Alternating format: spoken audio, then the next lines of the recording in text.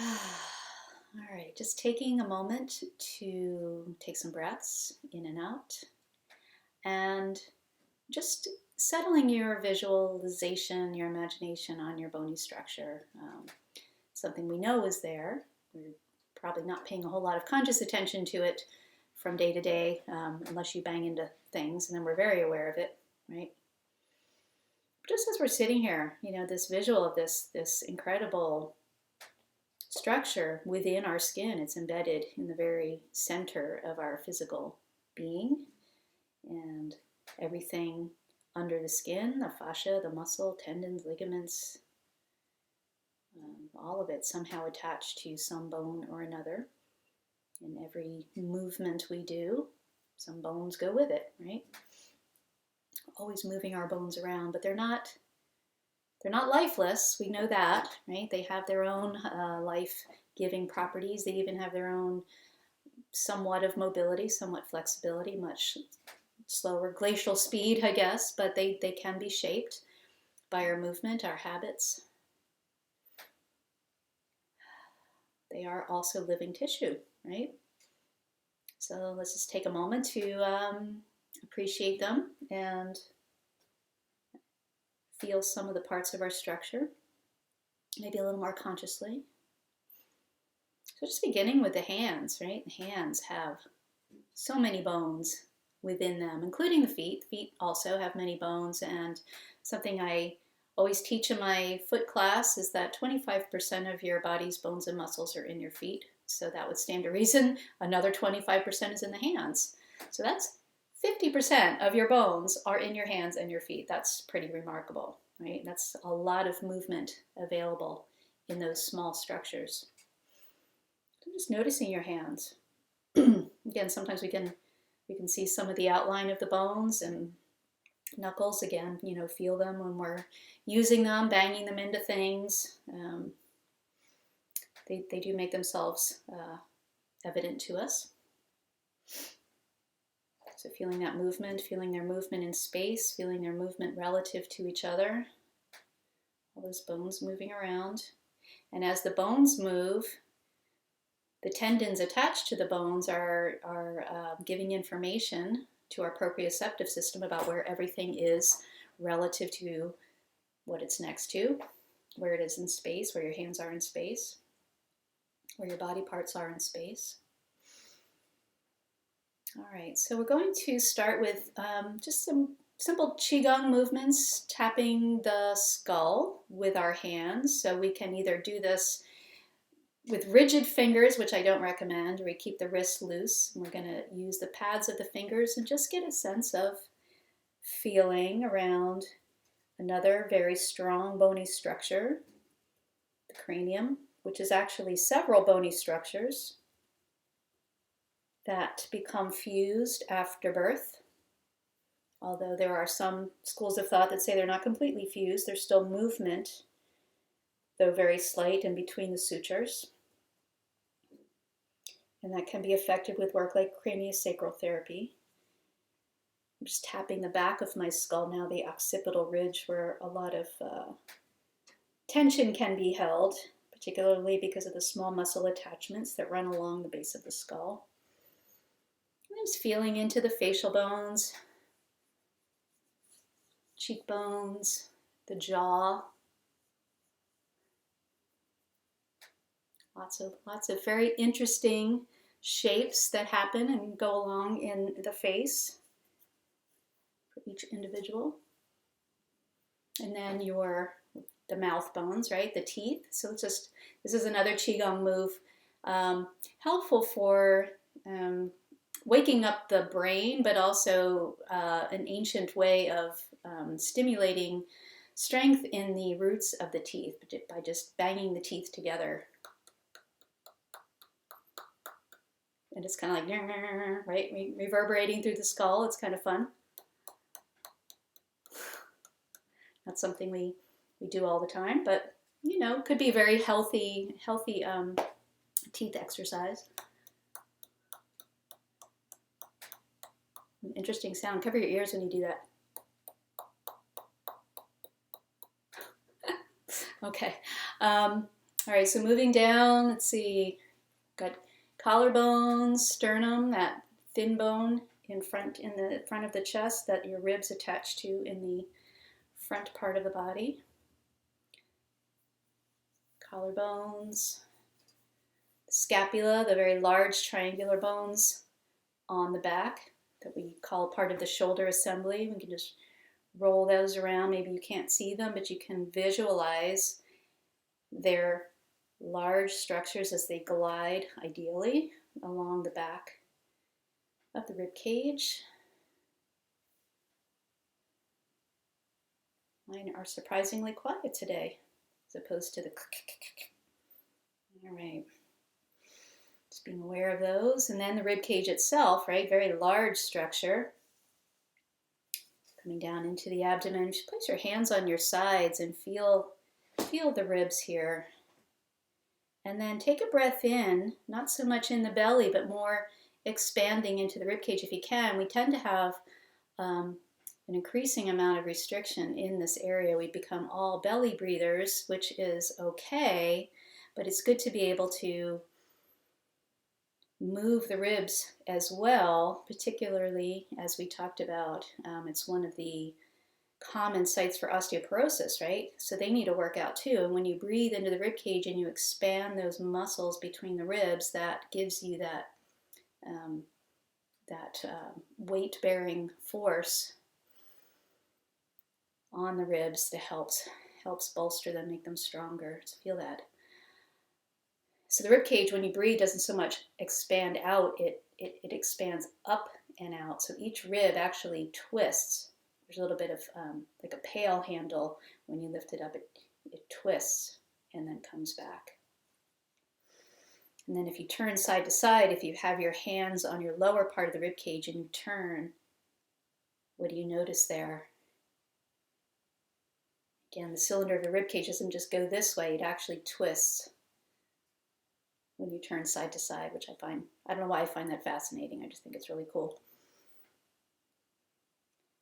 All right. And then bring your awareness to your spine. If you want to reach back and touch it, you can. You just think about your spine, the 24 vertebrae, each bone related to the one above and below it. So they're connected in relationship, and just imagining that structure beginning at the base of the skull, coming down the back of the neck, in between the shoulder blades, the mid-back, and down into the lower back, and then into the sacrum and the tailbone. And again, just breathing and just feeling as you expand with your in-breath, you're just pushing your spine slightly into the space behind your back. Just really being aware of feeling into that space with your spine, with the back of your rib cage. And exhaling, letting it relax. Breathe in. Feel into the air behind you.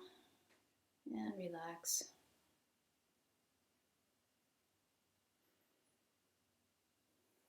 And if you want to get a little bit of movement in through the spine, side to side, just imagining its motion within the posterior part of your trunk, your body. Smaller structures in the neck, and they get wider and bigger until you get to the lumbar, these big, chunky, strong structures of bone, tissue. All right, and that brings us down to the pelvis, the large bony structure at the base of our trunk, of our torso. And it's actually, even though we might think of it as one large structure, it's actually two. It's two halves. And their only close relationship really is right here through this tiny piece of cartilage in the front, the pubic symphysis. And as such, because they are independent structures, they can move independently of each other. Not a whole lot, but certainly enough to create some issues, with pelvic misalignment. So just getting a feel for that large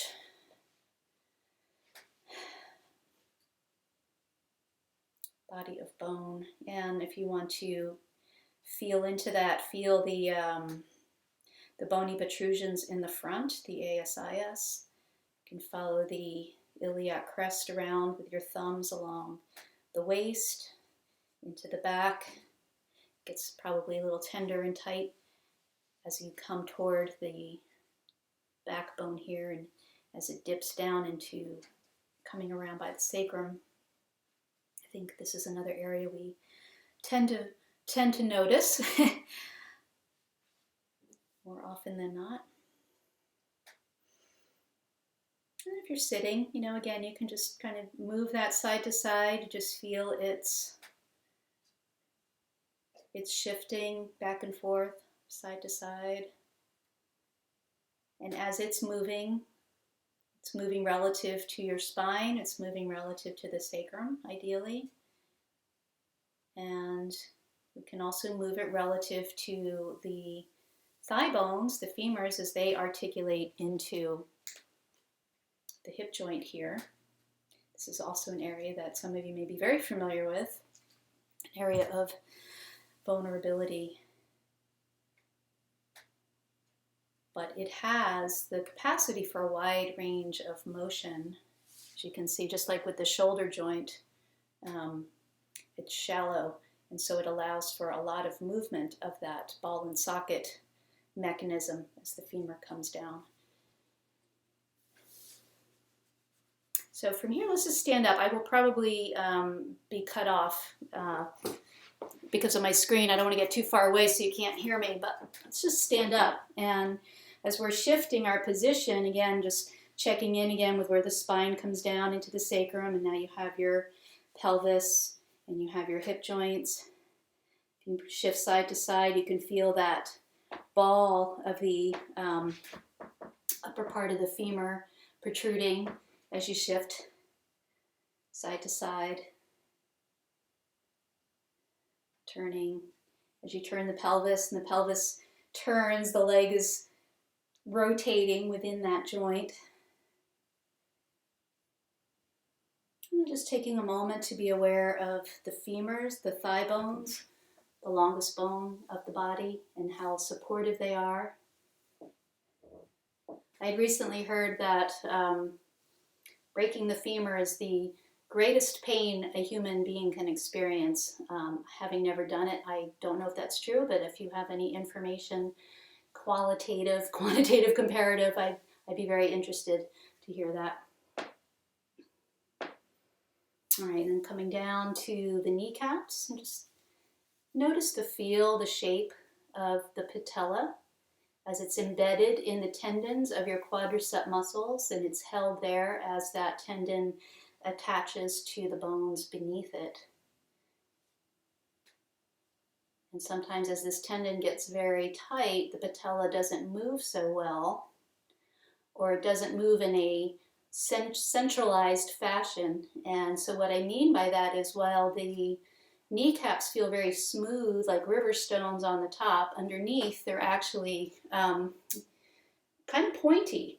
And as your femur and your shin bones, the tibia and fibula, open as you're bending the knee, that kneecap should fit right into that groove, the patellar groove.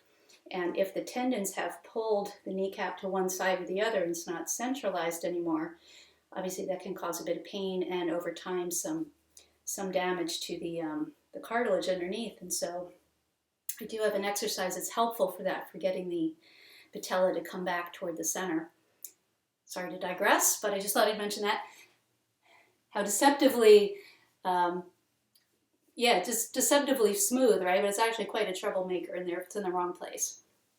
So then we have our two shin bones, and that brings us down to the ankle assembly, which is a relationship between a lot of bones, right? Because you have the two shin bones, and you have a lot of little chunky, cubey type bones right under the ankle that are part of the foot, part of the main body of the foot.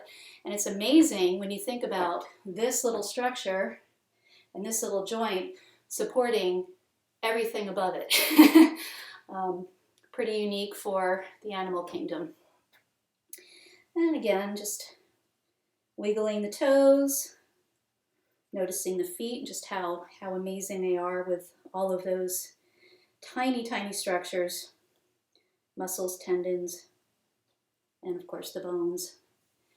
And then the last thing we're going to do, I'm going to come back here. So another little Qigong exercise. So one of the things we do in one of our Qigong routines is just coming up and down on the toes, and it's a nice exercise to help move the lymphatic fluid through the legs. I have a little pop-up thing going on there. Okay.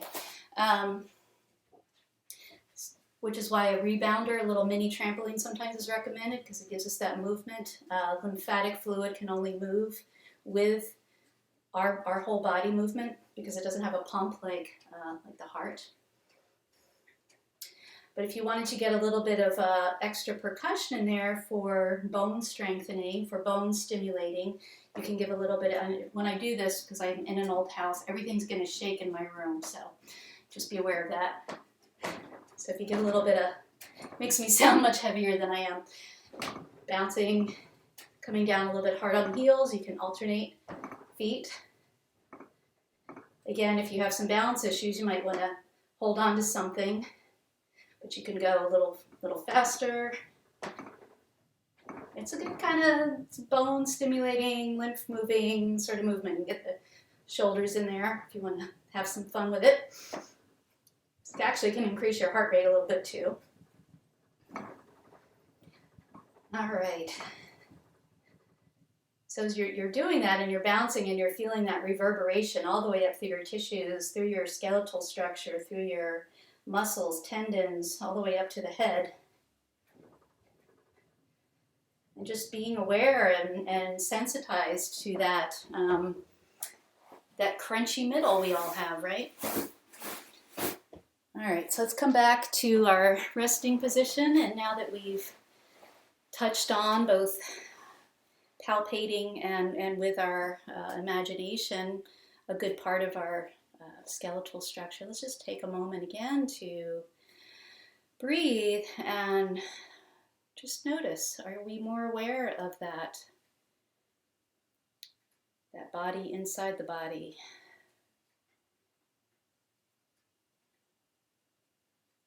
That catalog of our history, the producer of our blood cells, of our white blood cells. Those things that give us shape and form and support from the inside.